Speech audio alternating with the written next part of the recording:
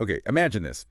Um, a small town, right? The kind of place where like everybody knows each other, real close knit. And suddenly, bam, it becomes like this center for something totally unexplainable. Sounds intriguing. It is. It's Riverton. And you brought us a whole bunch of stuff on it. Reports, news clippings. There's even, get this, a first-hand account from a local journalist who basically threw himself into this mystery of, well, weird lights appearing in the sky.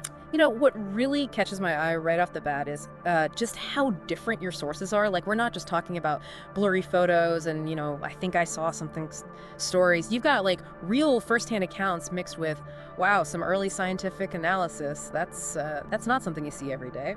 Right, and has a whole other level to it. Yeah. So, okay, let's give our listeners the rundown, the basics. We're talking about, yeah, strange lights, but not just like hovering around. These things are moving in ways that would make, like, even a top pilot, scratch their head.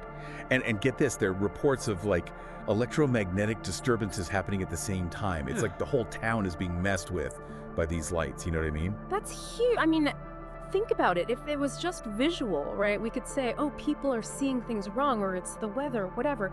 But when you've got radios going crazy, car engines stalling, that's something else. That's suggesting that something's like interacting with the physical world, not just messing with our eyes. Yeah, exactly. And hold on, because it gets even like weirder. There's a physical object, an actual thing that was found. And it's like a piece of something that just doesn't belong. I mean, we're not talking about shadows here. This is real tangible evidence. And that's what makes this more than just your average, UFO story. If these lights and this object are connected somehow, then, well, we might be looking at technology or even physics. That's way beyond anything we know. Okay, I am hooked. Let's get into these eyewitness accounts. You've got a report from Jason Harris, this local journalist who's basically become like Riverton's, their go-to guy on these lights. What's he saying? So Jason's account, it's pretty detailed. He describes these lights as like insanely fast, able to change direction like that instantly, almost as if they're, teleporting or something. And here's the creepy part. They're silent. No engine noise, no like sonic boom. Just silence, which is kind of unsettling when you think about it. Okay, yeah, I'm getting chills just picturing that. Silent lights, just like dancing in the sky. It's like straight out of a movie or something. Yeah. But you mentioned electromagnetic disturbances. How bad are we talking here? Jason's report, it gives examples of radios just turning to static whenever these lights were close by. And there are a few stories from people driving saying their car engines like sputtered or even completely died. Some people even said the lights in their houses flickered. It wasn't just a show in the sky, it was messing with the town's whole system. Wow, so this wasn't just like a pretty light show. These things were interacting with like the town's electricity. That's both amazing and a little scary, I have to say. So where does this, what does this mystery object fit into all of this? Well, that's the piece that might just unlock this whole thing. Jason, he found this metal object near an old cabin on the edge of town. And it was, get this, right near this cabin that one of the lights was seen just hovering. He said it felt strange when he touched it. Nothing like any metal he'd ever felt before. Almost like it was vibrating. Wait, vibrating. Okay, this is getting stranger by the minute. So we've got this object found near a sighting. Feels weird, then what? Enter the scientist, right? Exactly. You brought along an analysis from Dr. Alan Fletcher, a physicist. He was called in to like really examine this object. And now, I mean, as you might expect, Dr. Fletcher, he's a man of science. He's not going to jump to any conclusions. So a healthy dose of skepticism? Good. We need that, Yeah. especially when we're dealing with something this bizarre. And Dr. Fletcher's findings, well, they just make things even more mysterious. He found that the object contains isotopes that aren't found naturally on Earth, and the way these elements are combined, the alloy itself, we can't identify it. It's like nothing we've ever seen. So not just some weird rock from space. This is like intentionally made, engineered. That's when things get serious, right? Yeah, and that's where the skepticism takes a bit of a turn. You see, Dr. Fletcher also discovered this object. It's giving off a powerful electromagnetic field, something way beyond anything we can do right now with our technology. Could that be what's causing those disturbances in town? It's like the lights themselves are giving off some kind of energy that's messing with our electronics? That's exactly what Dr. Fletcher was thinking. Could this object, this thing with its unknown makeup and this crazy strong electromagnetic field, be the key to understanding these lights? And if it is, what does that tell us about, where they came from, what they can do? Okay, we've got mystery lights, electromagnetic chaos, and a piece of who knows what metal. Hmm. I can see why Dr. Fletcher might be questioning everything he thought he knew. So where do we go from here? Well, that's what makes this deep dive so exciting. We're going to explore the possible explanations for these Riverton lights, explanations that, well, they might just push the boundaries of science and make us question our place in the universe, really. This is where things get really interesting. We're going from like unexplained events to like totally mind-blowing theories. Stick with us. We're just getting started. Okay, so we've got the mystery laid out, right? The lights, the object, what happened in Riverton. But now the big question is, how do we even start to explain this? It's like trying to fit a square block into a round hole. Our science, our understanding, it just doesn't quite work here. Yeah, it's definitely a head scratcher. So let's try brainstorming here. What are some of the theories that Jason Harris and Dr. Fletcher were looking into, and what makes them, even a little bit believable given what we know so far? Well, the first one, and maybe the one that's hardest to swallow, is anti-gravity technology. Like, could these lights be using some way to fight against gravity itself? I know it sounds crazy, like science fiction, but think about it. The lights, they move silently, so smooth, and they make these impossible turns. What if they're like manipulating the very thing that keeps us stuck on the ground? Okay, if we're talking anti-gravity, I'm already picturing flying cars, cities in the sky, like the whole way we travel changed forever. Right. But is that even possible? I mean, with what we know about, physics and all that. That's the big question, isn't it? We haven't even seen a graviton yet, and that's like the theoretical particle that's supposed to be responsible for gravity. To control gravity like that on that scale would mean, well, we'd have to completely change how we understand the universe. So anti-gravity is a cool idea, but maybe a little too out there for now. What about something a bit more, down to earth? No pun intended. Well, that brings us to electromagnetic propulsion. What if, and this is interesting, what if this object with its crazy strong electromagnetic field, what if that's the engine? Maybe these lights are moving because they're like playing with magnetic fields, creating some kind of force, a silent force that pushes them around. Okay, now that's a theory I can get behind. I mean, we already use electromagnetism, right? Yeah. Like in maglev trains and stuff, so it's not totally out there.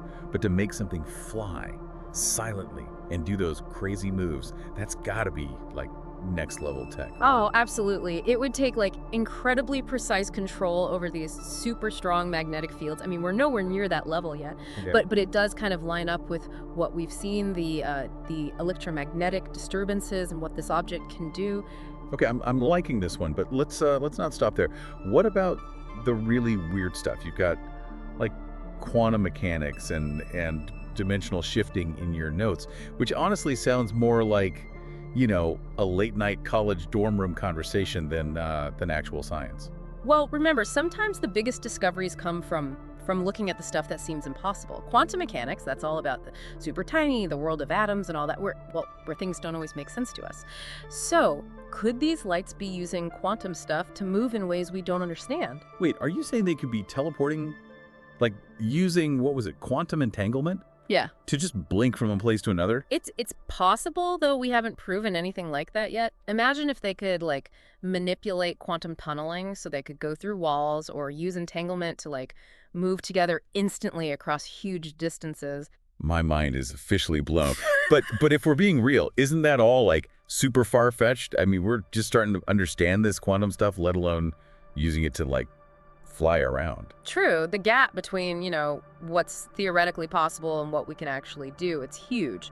But these Riverton lights, with how they move and all those electromagnetic effects, well, they make us think about all the options, even the ones that sound, crazy. Okay, last one, dimensional shifting. Is this where we officially leave science and enter, like, the Twilight Zone? Well, the idea of multiple dimensions, yeah, it's classic science fiction, but it's also something that real physicists have been thinking about for a long time. The math, it suggests that other dimensions could exist, but we've never seen them, and we definitely don't know how to travel between them. So if this object is from another dimension, are we saying these lights are somehow, like, punching through reality to get here? That's the most extreme idea. But if it's true, wow, that would change everything. It wouldn't just be about advanced tech. It would be about, like, the fundamental forces of the universe, the laws of physics, stuff we haven't even begun to figure out. Okay, I'm lost in the multiverse now. We've got 4 theories. Some are intriguing, some are just mind-boggling. Which one makes the most sense to you, given everything we know about the lights, the object, and what happened in Riverton? It's tempting to go for the craziest ones, right? But we have to stick to the evidence. Out of the 4 we talked about, electromagnetic propulsion, that seems the most likely, though it would still be unbelievably advanced. We know the object has this powerful electromagnetic field, and we saw how the lights messed with electronics. So they could have found a way to, like, use electromagnetism to fly, to create a technology that's beyond anything we've ever thought of. That's the idea, and it's a fascinating one, but even if that's true, it just leads to more questions. Where did they come from? What are they doing here? And what does it mean for us, for humanity? It's like we found the tip of an iceberg, and the more we explore, the bigger and more mysterious it gets. Exactly. We started with these strange lights, and now we're talking about scientific discoveries that could change everything. And now, well, we need to think about what it all means for us. Okay, so we've gone from, like, some curious lights in the sky to theories that could, like, rewrite science textbooks. But let's be real. What does this all actually mean? If even one of these theories is right, we're not talking about just some cool science story. We're talking about something that could change the world, right? Yeah, the implications, they're huge, no doubt.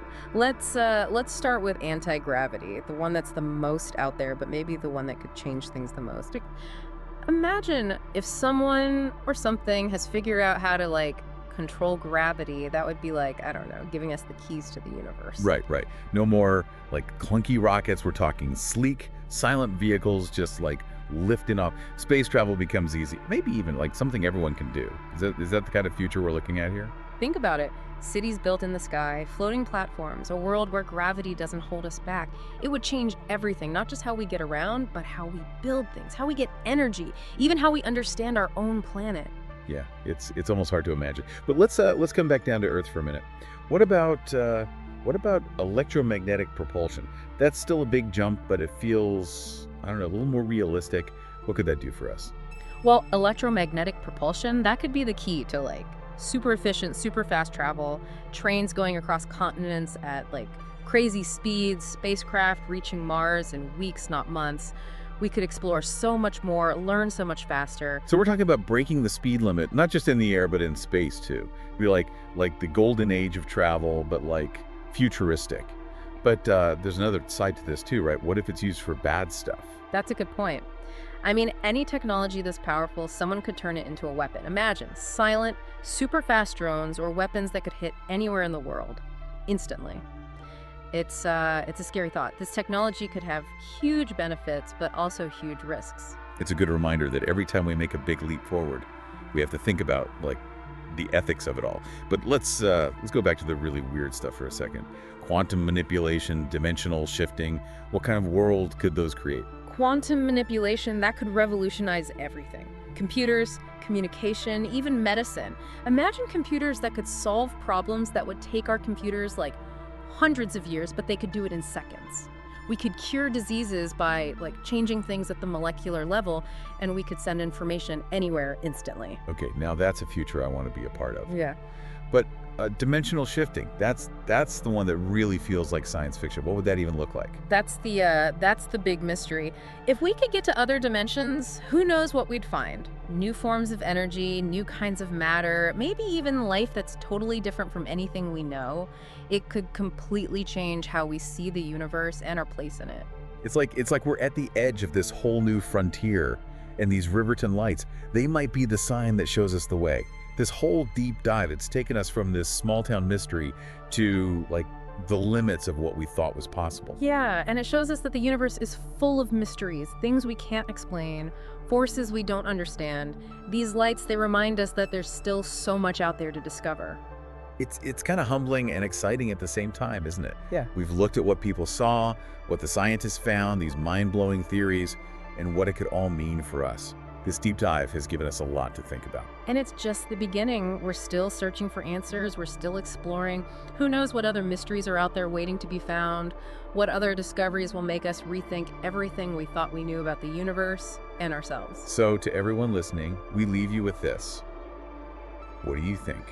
What stands out to you after diving into this whole Riverton Lights thing? Keep exploring, keep asking questions, and never lose that sense of wonder. Because the deep dive into the unknown, it never really ends.